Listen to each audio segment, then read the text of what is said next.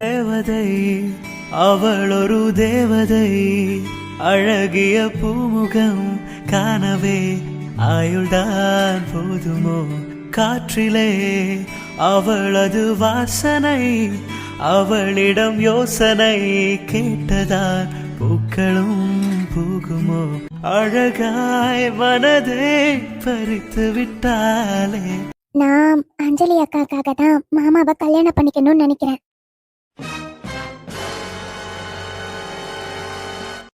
நிஷா, என்ன சொல்ற? அஞ்சலி அக்காக்காக நீ மாமாவை? எனக்கு புரியல. நான் உன்னை கேட்டா தப்பா நினைக்க மாட்டேன்ல? அஞ்சலி அக்காக்கு என்ன ஆச்சு? அவங்க எப்படி? உங்களுக்கு அஞ்சலி அக்காவை பத்தி தெரியாதுல்ல மீரா. நான் சொல்றேன். ஒரு 6 வருஷம் இருக்கும் மீரா. மாமாக்கு போலீஸ் ட்ரைனிங்லாம் முடிஞ்சு அவரு இன்ஸ்பெக்டரா வந்து நின்னாரு. அதுக்கப்புறம் வீட்ல எல்லாரும் பேசி அவருக்கு கல்யாணம் பண்ணணும்னு முடிவு பண்ணாங்க. மாமா என்னவோ ஒரு பக்கம் வேலையில தான் இன்ட்ரெஸ்டா இருந்தாரு. ஏன்னா அவருக்கு சின்ன வயசுல இருந்தே போலீஸ் ஆகணும்னு ஒரு கனவு இருந்துச்சு. அதனால அவரு லவ் இந்த மாதிரிலாம் எதுவுமே பண்ணது கிடையாது. கல்யாணம்னு வரப்போ வீட்ல என்ன முடிவு பண்றாங்களோ அதுக்கு ஓகேன்னு சொல்லி இருந்தாரு. அந்த மாதிரி டைம்ல தான் ஒரு முறை அஞ்சலி அக்காவோட அப்பா வீட்டுக்கு வந்தாரு. அவரு வேற யாரும் இல்ல, நம்ம மாமாவோட தூரத்து சொந்தம் தான். கோபாலு, எப்படிப்பா இருக்கேன்? உங்களெல்லாம் பார்த்து ரொம்ப நாள் ஆச்சு.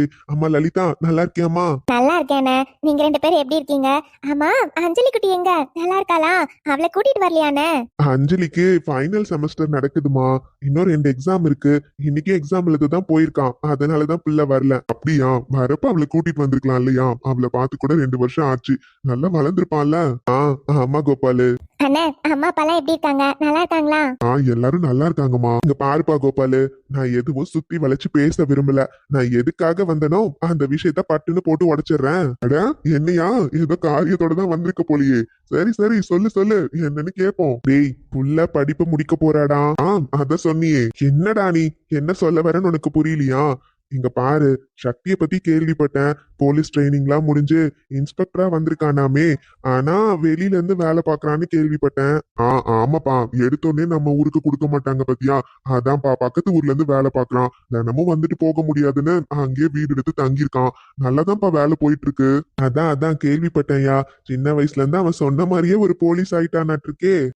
ஆமா ஆமா. என்னங்க நீங்க அந்த விஷயத்த பேசாம? இருமா, பேசுறேன். என்னாச்சு சொல்லுங்க, என்ன விஷயம்னு?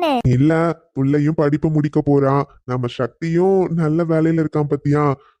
அதான் அஞ்சலிய உங்களுக்கு தான் சின்ன வயசுல இருந்தே தெரியுமே.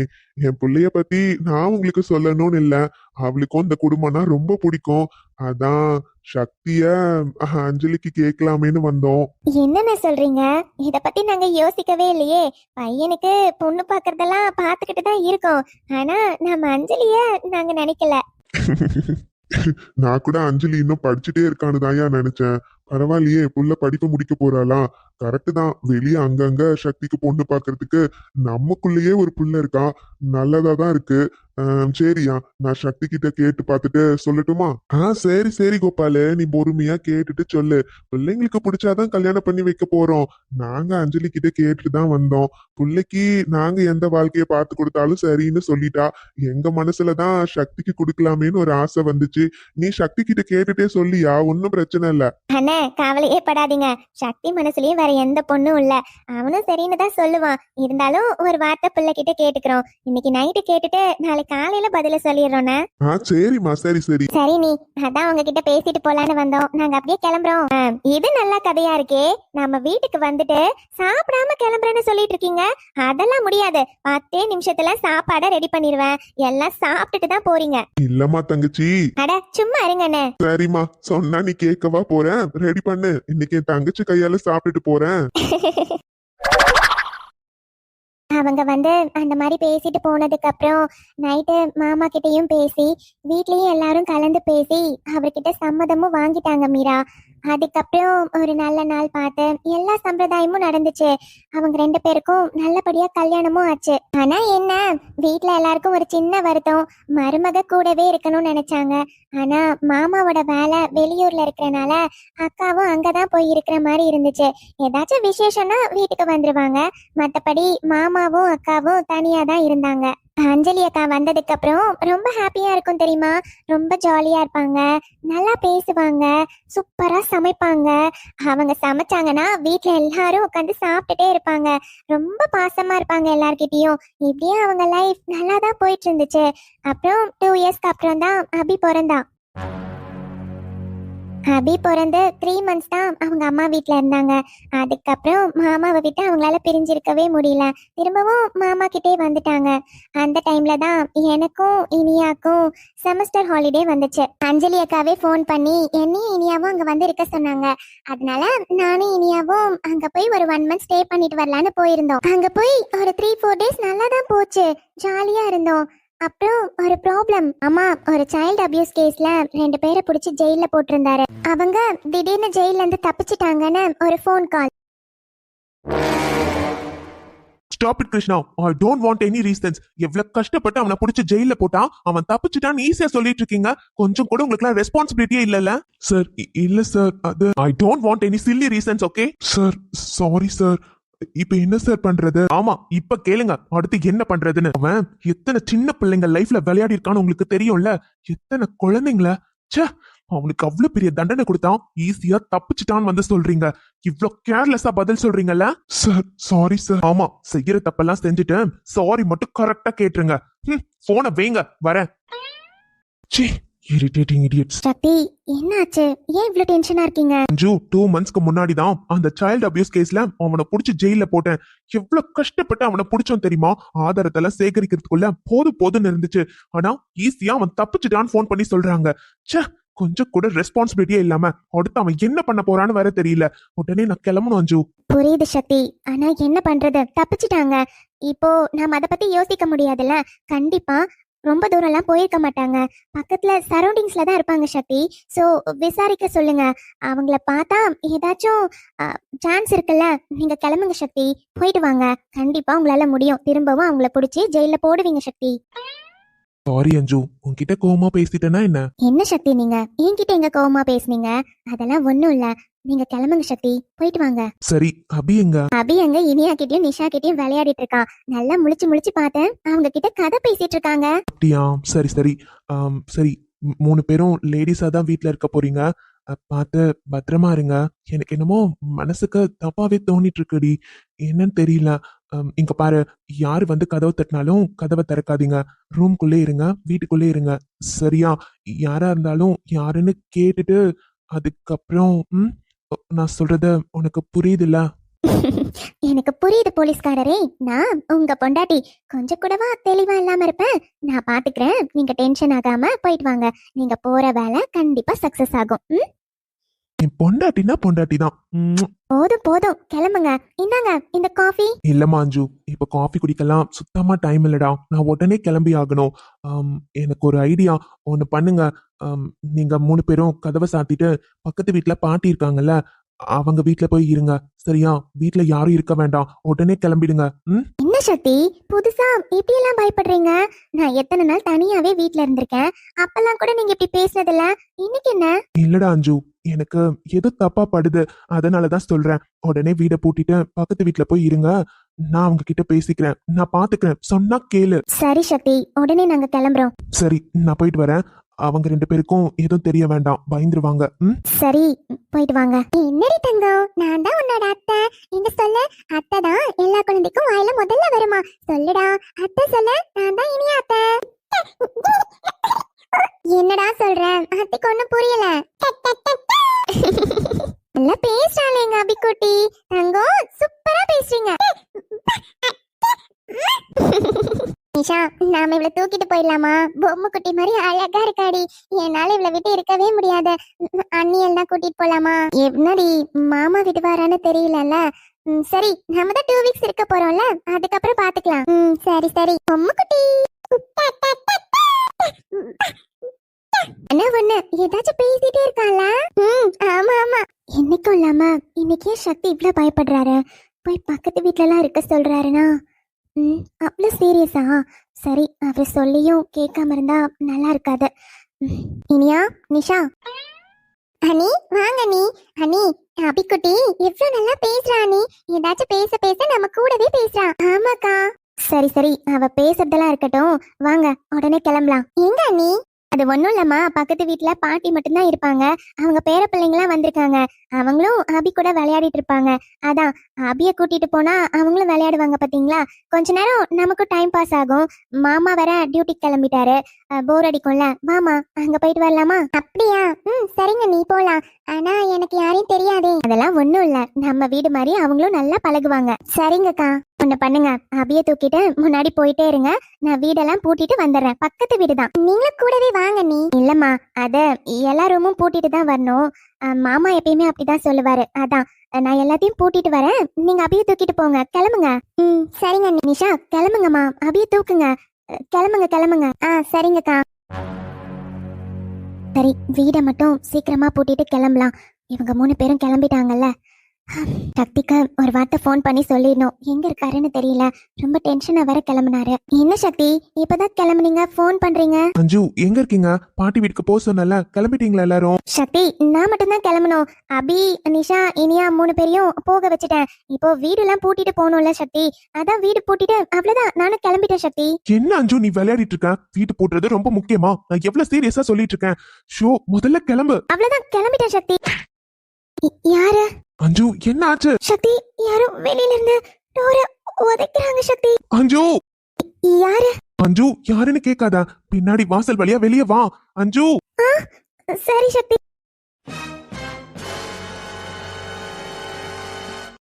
டேய் மச்சான், இவ இங்க தாண்டா இருக்கான். யார் வேணும்? யார் நீங்களா? சக்தியோட பொண்டாட்டி தானடி நீ? அஞ்சு. ஓஹோ, உன் புருஷன் லைன்ல தான் இருக்கானா? டேய் சக்தி, நான் பேசுறதெல்லாம் கேட்டுட்டு தானே இருக்கேன். டேய் டேய் டேய் டேய், அவளுக்கு மட்டும் ஏதாச்சும் ஆச்சு? என்னடா பண்ணுவ? என்ன பண்ணுவ? நானும் என் அண்ணனும் சுதந்திரமா வெளியே சுத்திட்டு இருந்தோம்டா. உனக்கு என்ன வந்துச்சு? எங்களை புடிச்சு ஜெயில போட்டு தண்டனையை வாங்கி கொடுத்தா அப்படியே அடங்கிடுவோன்னு பாத்தியா? எங்களுக்கு தப்பிக்க தெரியாது. இதோ இப்ப வெளியே வந்துட்டோம்ல. எவ்வளவு திமுறா எங்களை அரெஸ்ட் பண்ணி இழுத்துட்டு போன. இப்ப பாத்தியா? ஆனா அவன் சொல்லக்கூடாதுடா. உன் பொண்டாட்டி செம்ம அழகா இருக்கா. இப்பதான் உனக்கு குழந்தை பிறந்துச்சுன்னு வேற கேள்விப்பட்டேன். குழந்தைய காணுமே. சரி சரி, அதான் உன் பொண்டாட்டி தலன்னு அழகா இருக்காளே. வந்த வேலைய முடிச்சிட்டு நாங்க கிளம்பிட்டே இருக்கோம். வந்து உன் பொண்டாட்டிய தூக்கிக்க. டேய் டேய் டேய், நான் மட்டும் நேர்ல வந்தேன், செத்தடா மகனே நீ. அவன் மேல உன் விரல் பட்டுச்சு. என்னடா ரொம்ப துடிக்கிற? இதே மாதிரி தானே எனக்கும் வலிச்சிருக்கும். என்னடி, உன் புருஷன் பெரிய போலீஸா இருந்தா எங்களையே தூக்கி உள்ள வச்சிருவானா? இப்ப நாங்க யாருன்னு தெரிய வேண்டாம் அவனுக்கு? என்னடா வேணும் உனக்கு? என்னடி, போலீஸ்காரன் பொண்டாட்டி அவ்வளவு திமிரா பேசுற? டேய் அவரு இல்லாதனால பொம்பளை கிட்ட உன் வீரத்தை காட்டணும்னு நினைக்காதடா. அவரு கிட்ட காட்டு. அவரு தாண்டா ஆம்பளை. அவர் இல்லாம பொட்டத்தனமா வந்து என்கிட்ட வீரத்தை காட்டிட்டு இருக்க. ரொம்ப ஓவரா பேசுறடி. ஒன்னா புருஷனுக்கு நாங்க தண்டனை கொடுக்க வேண்டாம். விடுறா, கைய விடு. டேய் அவளை விடுங்க.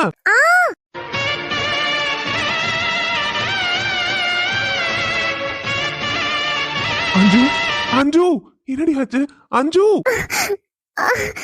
அம்மா சக்தி. அஞ்சு என்னாச்சு? அஞ்சு. அஞ்சலி.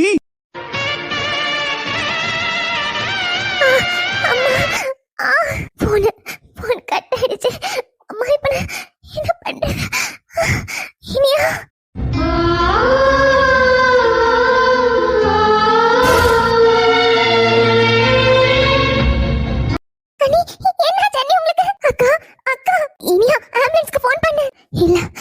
இல்ல நிஷா, நான் பொழைக்க மாட்டேன். அது எனக்கு தெரியும். ஏன்னா கத்தி நல்லா ஆழமாதான். இனியா போன் பண்ணு.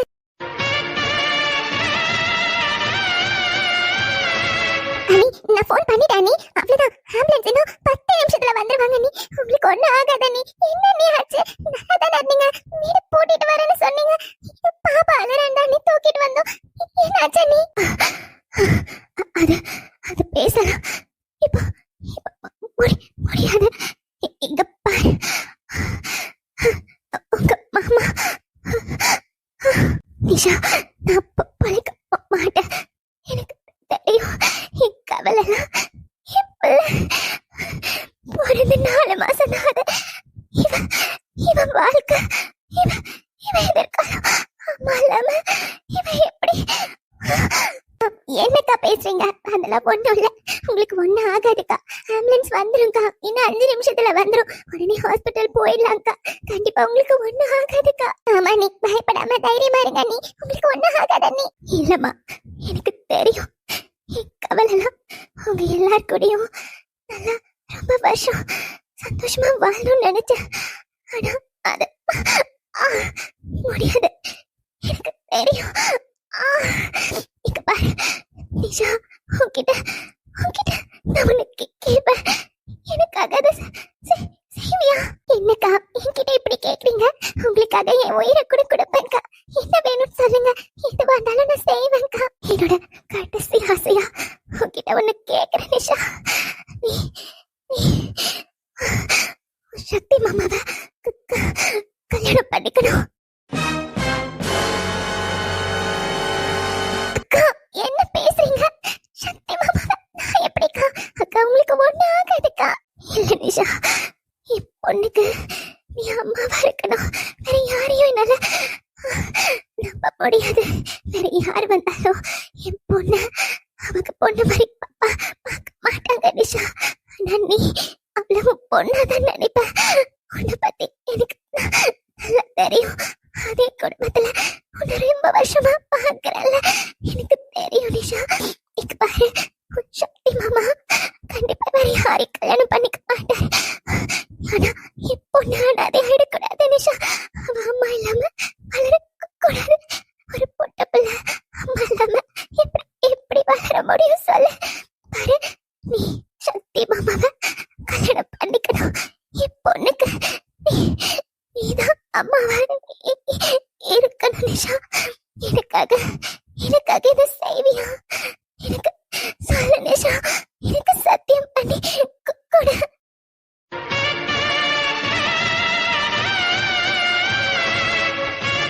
அக்கா, ஆனா சக்தி மாமா அவரை ஒத்துக்க மாட்டாரு நிஷா. ஆனா நீதான் ஒத்துக்க வைக்கணும்.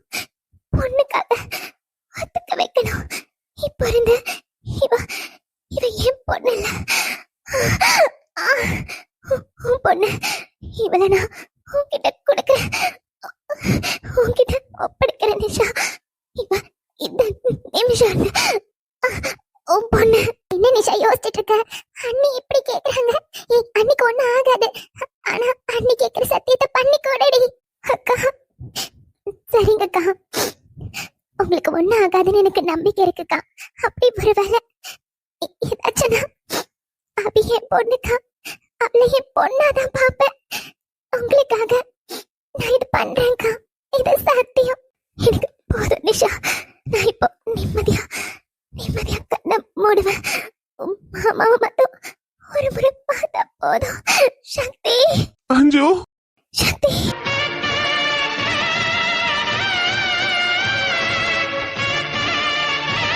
அஞ்சு, உனக்கு ஒண்ணும் இல்லடி. நான் உனக்கு எதுவும் ஆக விட மாட்டேன். வா, உடனே ஹாஸ்பிட்டல் போலாம். அஞ்சு. இல்ல சக்தி, எனக்கு தெரியும். நான் போலிக்க மாட்டேன் சக்தி. இங்க பாருங்க, கடைசி நிமிஷத்துல உங்களை பார்க்காம போயிடுவேன்னு ரொம்ப பயந்துட்டேன் சக்தி. இப்போதான் நிம்மதியா இருக்கு. உங்களை பார்த்துட்டேன் சக்தி. எனக்கு அது போதும். அஞ்சு, என்னடி பேசிட்டு இருக்க? உடனே ஹாஸ்பிட்டல் போலாம், வா. இல்ல, என்னால முடியல சக்தி. அப்படிதான் எனக்கு ஒரே ஒரு சத்தியம் பண்றீங்களா? அஞ்சு, என்னடி பேசிட்டு இருக்க? இங்க பாருங்க சக்தி, நான் போயிடுவேன். எனக்கு தெரியும். நான் போனதுக்கு அப்புறம் நம்ம குழந்தை அனாதை ஆயிடக்கூடாது சக்தி. அவளுக்கு அப்பாவா நீங்க இருக்கீங்க. ஆனா அம்மா இல்லாம ஒரு குழந்தை வளர்றது ரொம்ப கஷ்டம் சக்தி. நீங்க இன்னொரு கல்யாணம் பண்ணிக்கணும் சக்தி. நம்ம அபிக்கு அம்மா வேணும் சக்தி. அஞ்சலி, என்னடி பேசிட்டு இருக்க? நீ இருந்த இடத்துல இன்னொருத்தி. முடியாது அஞ்சலி, என்னால சத்தியமா முடியாது. என்னம்மா பேசிட்டு இருக்க? உனக்கு ஒண்ணும் ஆகாது. ஹாஸ்பிட்டல் போலாம். ஐயோ சக்தி, நான் சொல்றேன்ல, என்னால முடியல சக்தி. நான் செத்துட்டு இருக்கேன். எனக்காக ஒத்துக்கோங்க சக்தி. நீங்க ஆ, சக்தி அஞ்சலி அக்கா அக்கா அண்ணி எந்திரிங்க அண்ணி அக்கா கண்ண மொழிங்கக்கா அப்படி பாருங்க உங்களை தான்க்கா கூப்பிடுறா அழுதுட்டே இருக்காக்கா அக்கா அஞ்சு அஞ்சு கண்ணு தரடி எல்லாம் என்னாலதான் வந்துச்சு ஐயோ அஞ்சலி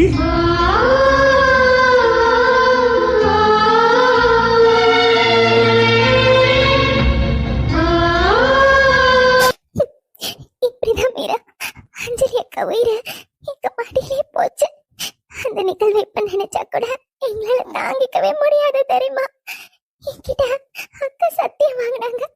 எனக்கு என்ன பண்றதுன்னு தெரியல மீரா. இது விஷயம்லாம் மாமாக்கு தெரியாது. ஆனா மாமா அப்பவே ஒத்துக்க மாட்டேன்னு தான் சொன்னாரு. மாமா கிட்ட பேசிட்டு இருக்கப்பவே அக்கா உயிர் போயிடுச்சு. இப்ப சொல்லு மீரா, நான் என்ன பண்ணணும்? அஞ்சலி அக்காவோட சத்தியத்தை காப்பாத்தணும் தானே நினைப்பேன். அவங்களுக்கு கொடுத்த வாக்க என்னால எப்பவும் மீற முடியாது. அப்படியே அந்த நிமிஷம் இருந்த என் பொண்ணாதான் பாக்குறேன். அவளுக்கு நான் தான் அம்மா, அவ என் பொண்ணுதான். அஞ்சலி அக்காக்காகவும் அபிக்காகவும் தான் நான் சக்தி மாமாவை கல்யாணம் பண்ணிக்கணும்னு நினைக்கிறேன். இப்பவும் அபி என் பொண்ணுதான். கல்யாணத்துக்கு அப்புறம் அவளை நான் சித்தியா வளர்க்கணும்னு ஆசைப்படல மீரா. அவளுக்கு நான் ஒரு அம்மாவா இருக்கணும்னு தான் நினைக்கிறேன். அவ என்ன அம்மான்னு கூப்பிடணும்னு தான் நான் ஆசைப்படுறேன். அதுக்காக சக்தி மாமாவை விருப்பம் இல்லாம தான் கல்யாணம் பண்ணிக்க போறியான்னு கேட்டா, இல்ல மீரா, அவரு அஞ்சலி அக்கா மேல வச்சிருக்கலாம் அது எல்லாத்தையுமே நான் விரும்புறேன். அவருக்கு நான் பொண்டாட்டியா இருப்பேனான்னு எனக்கு தெரியல. அவர் என்ன பொண்டாட்டியா ஏத்துப்பாரான்னு கூட எனக்கு தெரியல. ஆனா அவர் குழந்தைக்கு அம்மாவா ஏத்துக்கிட்டா எனக்கு அதுவே போதும். நான் லைஃப் லாங் அப்படியே வாழ்ந்துடுவேன். அஞ்சலி அக்காக்கு கொடுத்த சத்தியத்தை நான் கண்டிப்பா காப்பாத்துவேன். எப்படினாலும் அவரை தான் நான் கல்யாணம் பண்ணிப்பேன். வேற யாரையும் நான் கல்யாணம் பண்ணிக்க மாட்டேன் மீரா. அவரால அஞ்சலி அக்கா இடத்த வேற எந்த பொண்ணுக்கும் கொடுக்க முடியாது மீரா. அவரு அக்காவை அவ்வளவு லவ் பண்ணாரு. எனக்கு அது நல்லாவே தெரியும். அவங்க இடத்த பிடிக்கணும்னு நான் ஆசைப்படவும் இல்லை. நிஷா, நீ சொல்றது கேக்குறப்பவே மனசுக்கு ரொம்ப கஷ்டமா இருக்கு. ஆனா உண்மையாவே அஞ்சலி அக்கா கிரேட் தான். இல்ல அந்த நிமிஷத்துல கூட புருஷனும் பொண்ணும் தனியா இருக்க கூடாதுன்னு நினைச்சிருக்காங்க. உண்மையாவே ஒரு தாய் பாசம்னா இதுதான். நான் இப்ப சொல்றேன் நிஷா, என் சப்போர்ட் உனக்கு இருக்கு. அஞ்சலி அக்காக்காக கண்டிப்பா நீ சக்தி மாமாவை கல்யாணம் பண்ணிக்கலாம். அபிக்கு உன்னை விட ஒரு நல்ல அம்மா கிடைக்க மாட்டாங்க. அவ அம்மா இல்லாம வளர்ற பொண்ணு. ஆனா ஒரு நாள் கூட வாய் திறந்து யாரையும் அம்மான்னு கூப்பிட மாட்டேன்றா. ஆனா நீ அவளை உண்மையா ஒரு அம்மா பாசத்தோட பாத்துக்கிற. நான் எனக்கு புரியுது. நான் எதுவுமே தப்பா நினைக்கல. உனக்கு எந்த ஹெல்ப்னாலும் நான் பண்றேன் நிஷா. கண்டிப்பா வீட்ல பேசுறப்போ நான் உனக்கு சப்போர்ட் பண்றேன். அபிக்கு நீ ஒரு நல்ல அம்மாவா இருப்ப, அது எனக்கு தெரியும். அஞ்சலி அக்காவோட ஆசீர்வாதம் எப்பவும் உனக்கு இருக்கும். தேங்க்ஸ் மீரா. நான் கூட நீ என்ன தப்பா நினைச்சிருவியோன்னு நினைச்சேன். எப்படி நிஷா, நான் எப்படி உன்னை தப்பா நினைப்பேன்? அஞ்சலி அக்காக்கும் உனக்கும் இவ்வளவு நடந்திருக்கப்போ நான் இதை தப்பா நினைப்பேனா?